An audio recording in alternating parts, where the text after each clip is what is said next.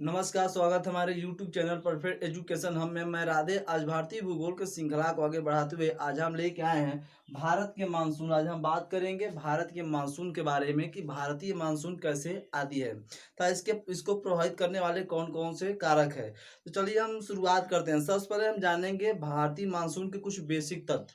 जो बेसिक तथ्यों के बारे में हम जानेंगे से हम जानते हैं कि परंपरागत रूप से देखा जाए तो जो मानसून होते हैं, मानसून मौसमी हवाओं में जब परिवर्तन होता है, जब मौसमी हवाओं में परिवर्तन होता है तब जाके क्या आता है, मानसून आता है। मौसमी हवाओं में परिवर्तन होने के कारण ही मानसून आता है, जिसके माध्यम से क्या होता है, जिसके माध्यम से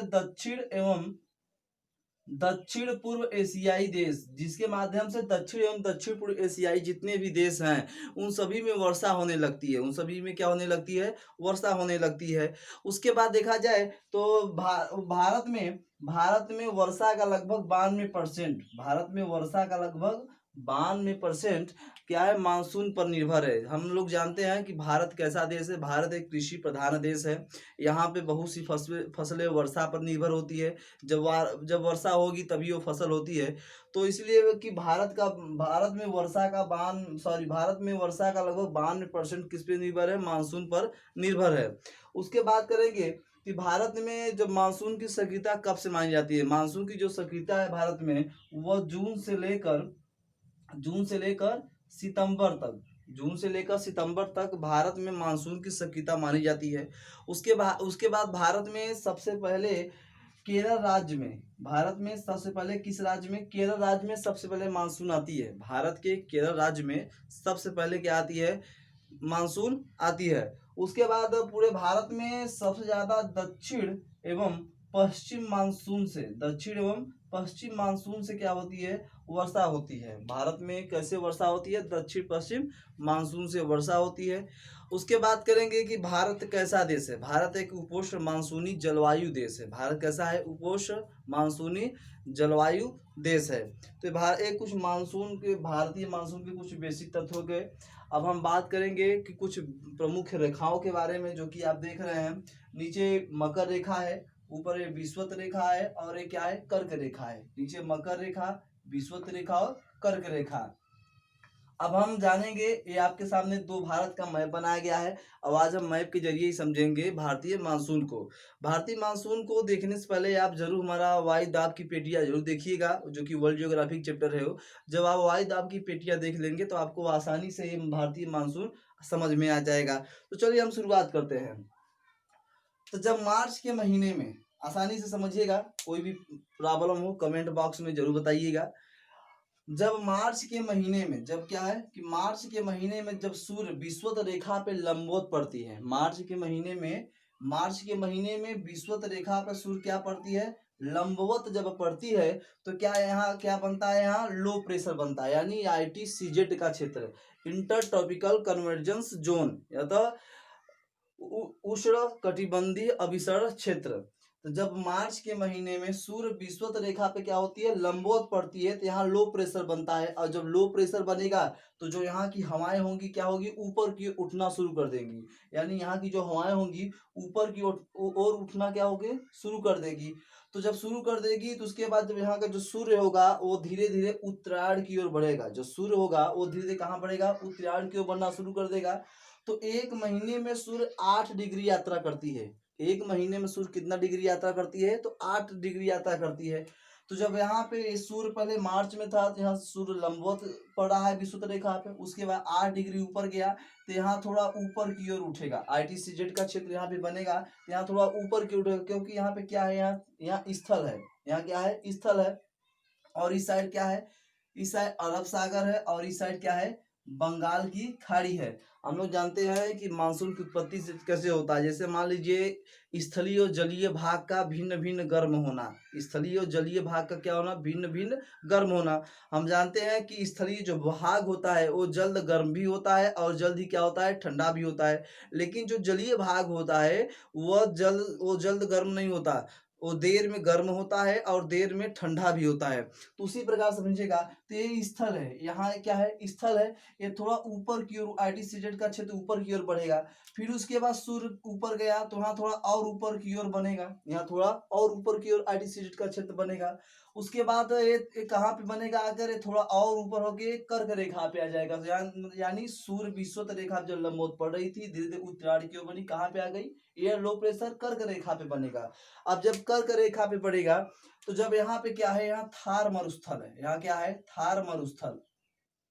थार मरुस्थल, तो देख रहे हैं उत्तर पश्चिम भाग क्या हो रहा है, भारत का काफी गर्म हो जा रहा है। जहां पे लो प्रेशर बनेगा, यानी जहां पे ताप ज्यादा होगा तो वहां दाब कम होगा, जहां पे दाब ज्यादा होगा वहां पे ताप कम होगा। आप आसानी से देखे भी होंगे, जब हम लोग जब हम किसी जल को गर्म करते हैं तो गर्म होने के बाद ऊपर की ओर उठना शुरू कर देता है, यानी उसका जो वाष्प होता है वो ऊपर की ओर उठता है। इसी प्रकार यहाँ पे क्या है, तो जब यहाँ पे लो प्रेशर बनेगा, यहाँ पे क्या बनेगा, लो प्रेशर बनेगा।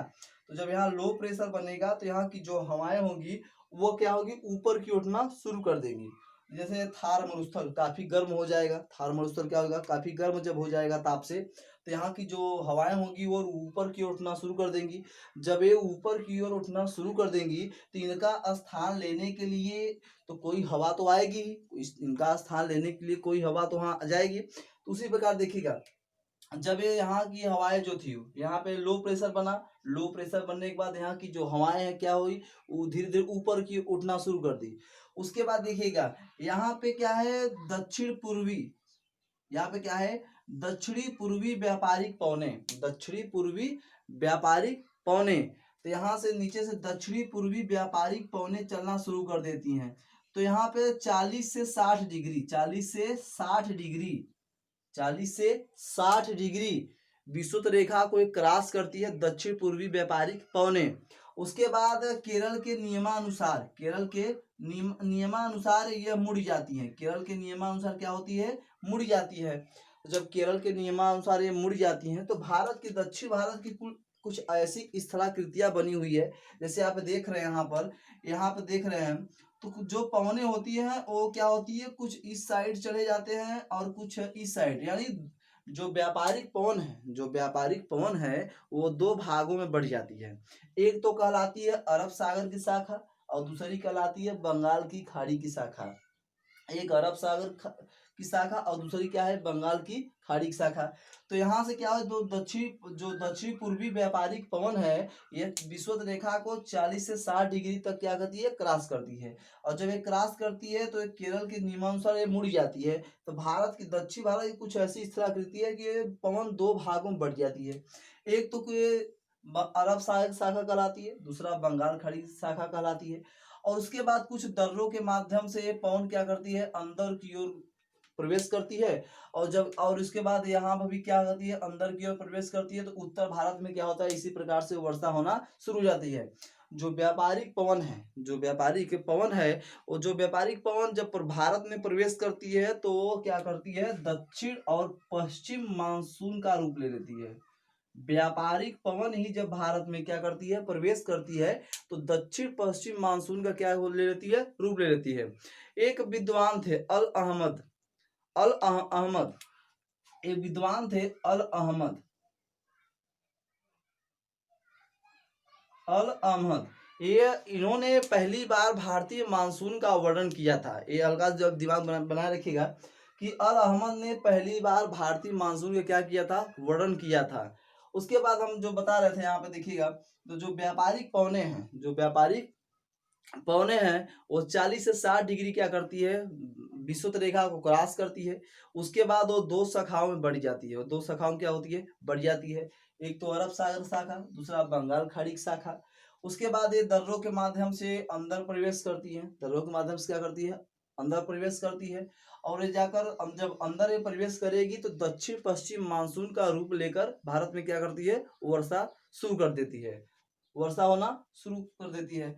उसके बाद देखिएगा भारत में जो मानसून आता है, जो भारत में क्या होता है, जो मानसून आता है तो इसमें क्या है, हिमालय का भी बहुत भूमिका है, तिब्बत का पठार के भी बहुत भूमिका है। जो कि हम लोग जानते हैं हिमालय का जो भाग है ये पूरा उत्तरी, ये पूरा हिमालय ही है, यहाँ पे तिब्बत का पठार है।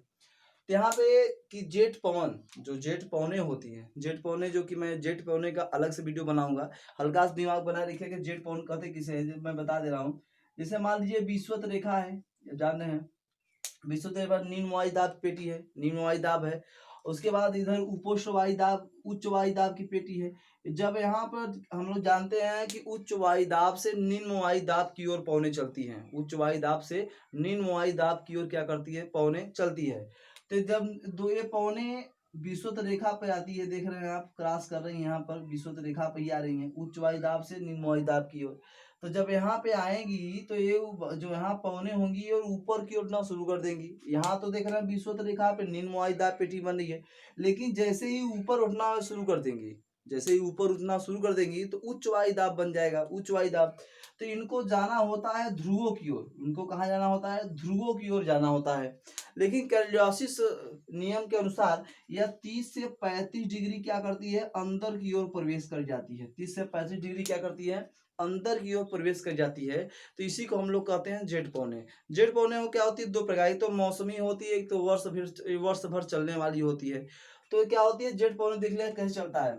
जैसे जेठ पौने देखिए ऐसे चलता है, एक तो ऊपर से आता है और एक तो इस साइड क्रॉस कर जाता है। जो यहाँ पे जेठ पौने चली है, यहाँ पे अंदर प्रवेश जो की है, तो यहाँ क्या बना है, उच्च वायुदाब पेटी बना है, यहाँ उच्च वायुदाब है। और धीरे धीरे सूर्य ऊपर की ओर बढ़ता चला जा रहा है, सूर्य ऊपर की ओर क्या होता है, बढ़ता चला जा रहा है। तो यहाँ उच्च वायुदाब बनेगा, उच्च वायुदाब बनेगा जब यहाँ पे मिलेगा तो ये क्या करेगा, और ऊपर बढ़ता चला जाएगा। तो ये क्या करेगी, एक बार इसे ये भी क्या होगा, क्रॉस हो जाएगा। यानी हमारे कहने का आशय यह है कि जो जेठ पौने हैं वो भारतीय मानसून लाने का सबसे बड़ा इसका भूमिका है, जेठ पौनों का। तो ये हमारे कुछ भारत के मानसून हो गए। अब यहाँ पे फिगर भी बना देख लीजिए। जैसे भारतीय मानसून 1 जून से 1 जून देख रहे हैं आप, 5 जून से 5 जून, 10 जून से इन सब क्षेत्रों में हो रहा है। उसके 15 जून से देख रहे हैं आप, इन सब क्षेत्रों में हो रहा है, 15 जुलाई तक।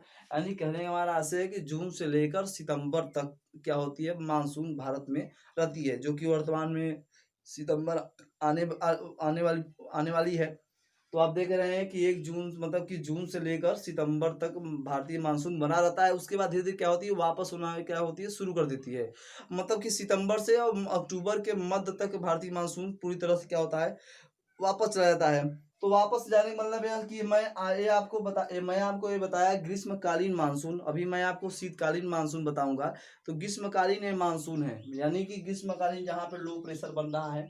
तो शीतकालीन क्या होती है, जस्ट इसका उल्टा, जस्ट इसका क्या होता है, उल्टा, यानी लौटती हुई मानसून, लौटती हुई मानसून।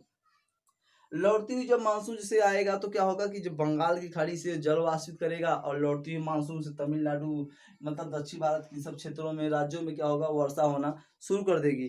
तो जैसे मैंने बताया कि एक बार फिर पुनः रिवीजन कर दे रहा हूँ। तो यानी मेरे कहने का आशय यह है कि ये आप विषुवत रेखा है, विषुवत रेखा को 40 से 60 डिग्री व्यापारिक कोण क्या कर रही है, क्रॉस कर रही है। और धीरे धीरे सूर्य भी उत्तरायण की ओर बढ़ता चला जा रहा है। जब बढ़ता चला जा रहा है तो जहाँ पे ज्यादा रहेगा तो वहां पर निम्न वायुदाब की पेटी बनेगी, तो वहां पे ITCZ का क्षेत्र भी बनेगा। तो धीरे धीरे ऊपर की ओर बढ़ता जा रहा है, ऊपर की ओर बढ़ता जा रहा है। जब कर्क रेखा पे आएगा तो यहाँ पे क्या है, यहाँ पे उत्तर पश्चिम भारत क्या होगा, काफी गर्म हो जाएगा। और जब गर्म हो जाएगा तो वहां पे क्या होगा कि जैसे कोई मान लीजिए आग ले लीजिए, आग पे आप हाथ रखिए तो आप हटा लेंगे, तो यानी कि ऊपर की ओर हम हटा न रहे हैं, हटा रहे हैं। तो इसीलिए यहाँ पे ऐसे ही है कि जब कोई ताप पड़ेगा तो वहां से पौने ऊपर की ओर उठना शुरू कर देंगी। जब ऊपर की ओर उठना शुरू कर देंगी तो उनका स्थान लेने के लिए यह व्यापारिक पौने धीरे धीरे यहाँ पे आ जाएगी। कहाँ पे आ जाएगी, कर्क रेखा पे आ जाएगी। व्यापारिक पौने कहाँ पे आएगी, कर्क रेखा पे उनका स्थान लेने के लिए आ जाएगी। तो यही सब क्या है, भारतीय मानसून का आने का कारण है। तो ये हमारे भारत के मानसून हो गए। अगर ये वीडियो आपको पसंद आया हो तो लाइक सब्सक्राइब जरूर करिएगा। आज के लिए बस इतना ही, दीजिए मुझे इजाजत। जय हिंद, जय भारत।